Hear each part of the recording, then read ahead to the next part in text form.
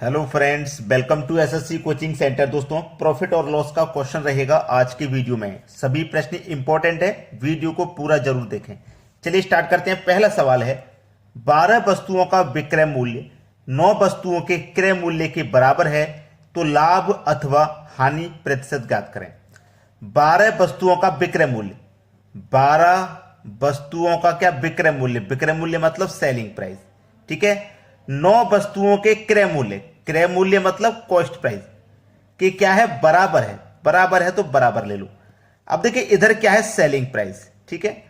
अब मैं cost price को बराबर के इधर लाऊंगा तो सेलिंग प्राइस के बटे में कॉस्ट प्राइस हो जाएगा, ठीक है।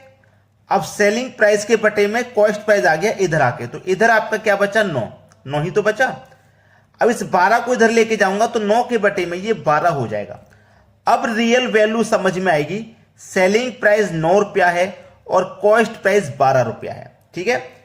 सेलिंग प्राइस 9 रुपया, कॉस्ट प्राइस 12 रुपया। अब 12 रुपए की चीज को आप 9 रुपए में बेचेंगे, 12 रुपए की चीज को आप 9 रुपए में बेचेंगे तो 3 रुपए का नुकसान है। कितने का नुकसान होगा, 3 रुपए का। वही कॉस्ट प्राइस किसी चीज का 12 रुपया है, आप उसे 9 रुपए में बेचेंगे तो 3 रुपए का नुकसान होगा। नुकसान हो चाहे फायदा, हमेशा कॉस्ट प्राइस पर निकलता है। कॉस्ट प्राइस आपका कितना है, 12 है, और प्रतिशत में बदलने के लिए आप हमेशा 100 से मल्टीप्लाई करते हैं, क्योंकि प्रतिशत वैल्यू पूछी गई है। कर लो भैया, आंसर आ गया। 3 एकम 3, 3 चौके 12, और 4 से कट जाएगा 100 25 बार में।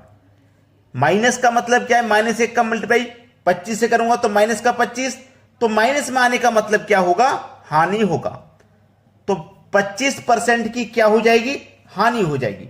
सी ऑप्शन प्रश्न का बिल्कुल सही जवाब है। उम्मीद करता हूं कि सभी को अच्छे से समझ में आ गया। अब देखते हैं अगला प्रश्न।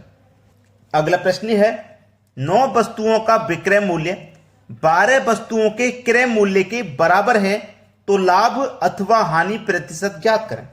चलिए, 9 वस्तुओं का विक्रय मूल्य, विक्रय मूल्य मतलब सेलिंग प्राइस, ठीक है।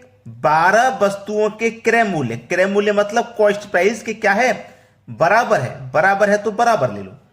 अब देखो सेलिंग प्राइस है इधर, मैं कॉस्ट प्राइस को इधर लेके आऊंगा तो सेलिंग प्राइस के बटे में कॉस्ट प्राइस आ जाएगा। जब कॉस्ट प्राइस इधर आ गया तो इधर क्या बचा आपका 12, और 9 को इधर ले जाऊंगा बराबर के, तो 12 के बटे में 9 आ जाएगा।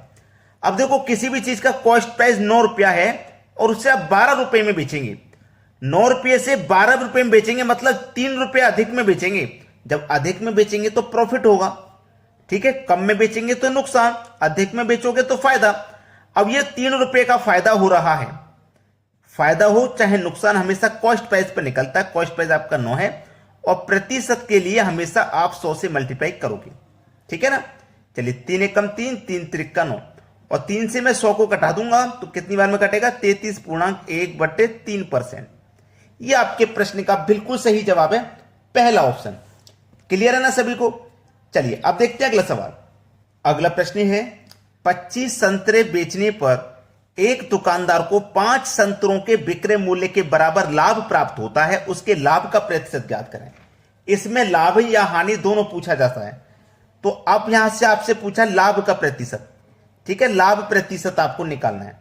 तो सबसे पहले आपको क्या करना है, जो लाभ है वो लिखना है, जो प्रॉफिट है, जो लाभ है वो लिखना है। उसके बाद में आपको टोटल वस्तु लिखनी है, जो भी है टोटल वस्तु। अब लाभ जब निकालोगे आप तो उसमें से माइनस कर दोगे लाभ को, बटे में क्या करोगे, टोटल वस्तु में से माइनस कर दोगे लाभ को, और गुणे कर देना है 100। यह आपका आंसर आ जाएगा, निकाल लो। देखो 25 संतरे बेचने पर एक दुकानदार को 5 संतरों के विक्रय मूल्य के बराबर लाभ हो रहा है। कितने के बराबर, 5 संतरों के विक्रय मूल्य का लाभ। लाभ आपका 5, टोटल वस्तु कितनी, 25 लिखो, माइनस कर दो लाभ। लाभ कितने का है, 5 का, गुने कितना, 100। हो गया सवाल। ऊपर 5, 25 में से 5 जाएगा 20, गुने 100। 20 से 100 कट जाएगा 5 बार में, 5 गुने 5 25। तो हम लाभ परसेंट ही तो निकाल लेते, तो लाभ परसेंट कितना है, 25% का। डी ऑप्शन हो जाएगा प्रश्न का बिल्कुल सही जवाब।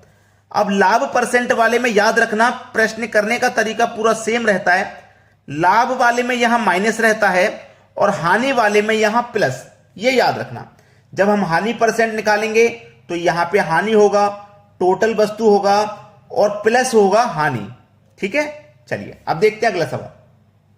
अगला सवाल है 25 संतरे बेचने पर एक दुकानदार को 5 संतरों के विक्रय मूल्य के बराबर हानि होती है, उसकी हानि का प्रतिशत ज्ञात करें। हानि का प्रतिशत, पिछले क्वेश्चन में लाभ का प्रतिशत पता करना था, यहां हानि का। तो चलिए हानि का प्रतिशत निकालते हैं। हानि यानी कि लॉस। ठीक है, टोटल वस्तु कितनी है भैया, 25 है। हानि वाले में मैंने बताया था प्लस करेंगे, लॉस को प्लस कर लो और गुने 100 कर देना है। चलिए हो गया सवाल। कितने का लॉस है, 5 संतरों का लॉस है, 5 लिखेंगे। टोटल पहलू 25 प्लस लॉस 5 का है, गुने 100, ऊपर 5, 25 में जोड़ दो 5 तो 30, गुने 100, 5 एकम 5, 5 छिक्के 30, 6 से कटा देंगे, 6 एकम 6, 4 बचेगा 40, 6 छिंग 36। अब 40 में 37 कट गया तो 4 बचा, 4 ऊपर बटे में 6, 2 दूने का 4, 2 त्रिक का 6, तो 16.2/3 इधर लिख देता हूं, 16.2/3%। देखो ये किस ऑप्शन में, पहले ही ऑप्शन में है। ये आपके प्रश्न का बिल्कुल सही जवाब है। अब देखेंगे अगला प्रश्न। अगला प्रश्न है एक दुकानदार 50% तथा 40% की 2 क्रमिक छूट देता है, समतुल्य बट्टा ज्ञात करें। इस प्रश्न को करने के लिए सबसे अच्छा तरीका है a प्लस बी प्लस का ए बी बट्टे 100। याद रखना पहले वाली वैल्यू a, दूसरी वाली वैल्यू b। अब इसमें जरूरी चीज क्या है समझने वाली, वो ये है कि 50% तथा 40% की 2 छूटें हैं।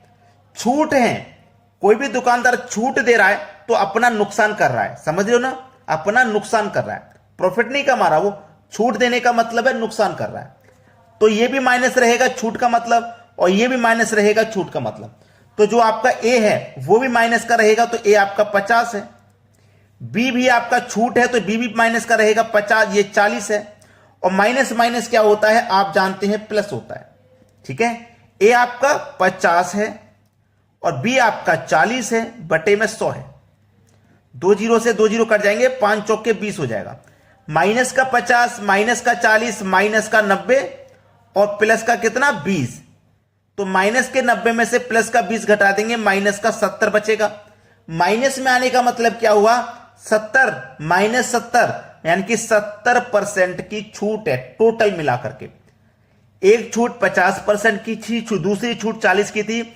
50% और 40% मिला के 90% मत कर देना, तरीका सीख लीजिए। दोनों छूट मिलाकर के एक छूट बनेगी जो कि 70% होगी। यह हो जाएगा आपके सवाल का बिल्कुल सही जवाब। ठीक है, पहला ऑप्शन बिल्कुल सही है। अब देखेंगे अगला सवाल।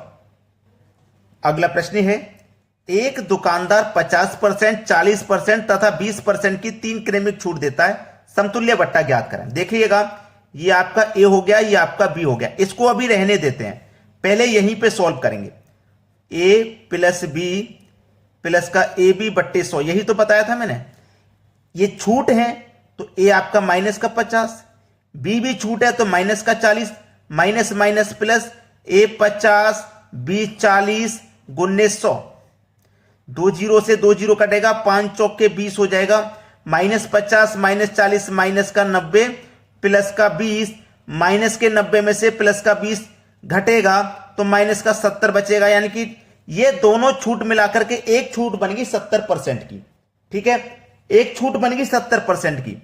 अब ए और बी 2 छूट होती हैं, इन दोनों को मिला के एक छूट 70% की बन गई और ये छूट हमारी रह गई थी जो कि 20% है। फिर से आप इसे इसी फॉर्मूले में रख दीजिए। ठीक है, ए प्लस बी प्लस का ए बी बट्टे 100। एक छूट कितनी है 70 की, छूट है ना, माइनस लेंगे। ये भी छूट है, ये भी माइनस लेंगे 20 का, माइनस माइनस प्लस। ए आपका 70 बी आपका 20 गुने 100। 2 जीरो से 2 जीरो कट गए, 7 दूने का 14 हो जाएगा। माइनस का 70 माइनस का 20 मिलकर के माइनस का 90, माइनस का 90 और प्लस का कितना भैया 14। माइनस के 90 में से प्लस का 14 घटेगा तो कितना बचेगा, माइनस का 76%। तो ये तीनों छूटें मिलाकर के एक छूट जो बनेगी वो 76% की बनेगी, जो कि डी ऑप्शन में दिया गया है। ये हमारे सवाल का बिल्कुल सही आंसर है। कर लोगे ना इस तरीके के सवाल को, पहले ये दोनों छूटें सॉल्व कर लो, एक छूट बन जाएगी। एक छूट बनने के बाद ये ए का मान हो जाएगा, अब ये बी का मान रख दीजिए। इसी फॉर्मूले से सॉल्व होगा दोबारा से। चलिए अब देखते हैं अगला सवाल। अगला प्रश्न है, किसी वस्तु को 425 रुपए में बेचने के बाद हुआ लाभ यदि उसे 355 रुपए में बेचने के बाद हुई हानि के बराबर है तो उस वस्तु की लागत क्या है। देखिए यह सवाल केवल 5 सेकंड का है। इसमें क्या है, जो लाभ और हानि हुआ है वो बराबर है, यानी कि 425 में बेचने पर जो लाभ होगा, जितने रुपए का लाभ होगा उतने ही रुपए की हमें हानि हो जाएगी 355 में बेचने में। ठीक है, तो लाभ और हानि बराबर है। जैसे मान लो हमने कोई चीज 100 रुपए में बेची तो हमको कितने का फायदा हुआ, 25 का, और फिर 25 के ही नुकसान पे हम उसे बेचेंगे। 25 के फायदे पे बेचेंगे तो 125 में, और 25 के नुकसान पे बेचेंगे तो 75 में। इस तरीके से तो यहां पे 25 का देखो फायदा है और 25 का ही नुकसान है, तो लाभ और हानि बराबर है। ठीक है, लाभ और हानि हमारा क्या है, बराबर है। तो ऐसा प्रश्न कभी भी रहे तो दोनों को जोड़ के 2 से डिवाइड कर दो। 425 प्लस 355 दोनों को जोड़ के 2 से डिवाइड कर दो। दोनों को जोड़ोगे 780 हो जाएगा, और 2 से डिवाइड कर दोगे तो 390 हो जाएगा। ये आपके सवाल का बिल्कुल सही जवाब है। आप इसे चेक भी कर सकते हो। कितना निकल के आया, 390। 390 निकल के आया ना, 390। 390 से आ जाओ 355, दूसरा अमाउंट था हमारा 425। अब देखो 390 से 425 कितना ज्यादा है, 35 रुपए ज्यादा है, और 390 से 55 कितना रुपया कम है, 35 रुपए कम है। तो हमारी वो जो वस्तु की लागत मूल्य था ना वो 390 रुपए था। जब हम उसे 425 में बेच रहे थे तो हमें 35 का लाभ हो रहा था, और 355 में बेच रहे थे तो 35 का ही नुकसान हो रहा था। इसीलिए लाभ और हानि हमारा बराबर था, क्योंकि 35 का ही फायदा है, 35 का ही नुकसान है। चेक भी कर सकते हैं। तो हमारे प्रश्न का आंसर यहां पे 390 है, डी ऑप्शन।